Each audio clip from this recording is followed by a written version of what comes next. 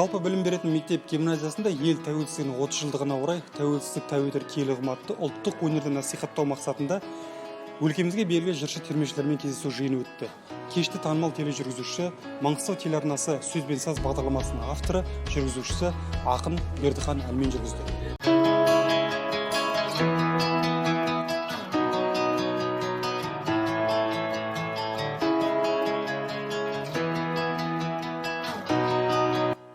Игі шараны кеш қонағы, дәстүрлі әнші Әсет Ақниязов бастап, домбырасымен кеш көрермендеріне әсем ән орындап берді.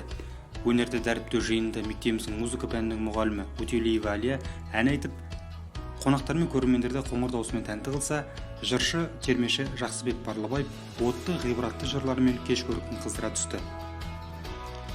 Сондай-ақ мектебіміздің 8-ші сынып оқушысы Әлибекова Нәзерге жиылған қауымға термені әуелетіп берсе, жыршы Мұратбек Кәдірбаев Қашағанның тойластар термесін айтып, жиналған топтың құралы жырыштан өнер сұрадың, сұрағандарың сөз болса, қалағандарың біз болса, қандырайын көптің құмарын деп көрермендерге насихат жырын орындады.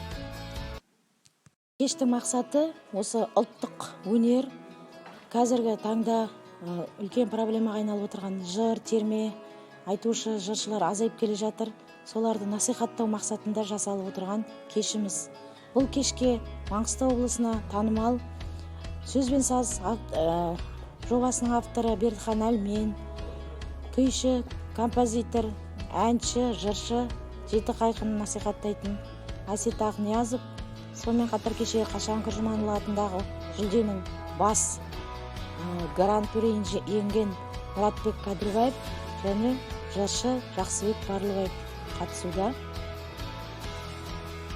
Кеш барысында қонақтарға жыршылық мектебінің өңіріңізде ашылуы жөнінде нақты қандай жұмыстар атқарылып жатыр, аталған бағытта алғы шарттар жүзеге асып жатыр ма деген сауалдар қойылып, оларға қонақтар тарапынан толық жауаптар берілді.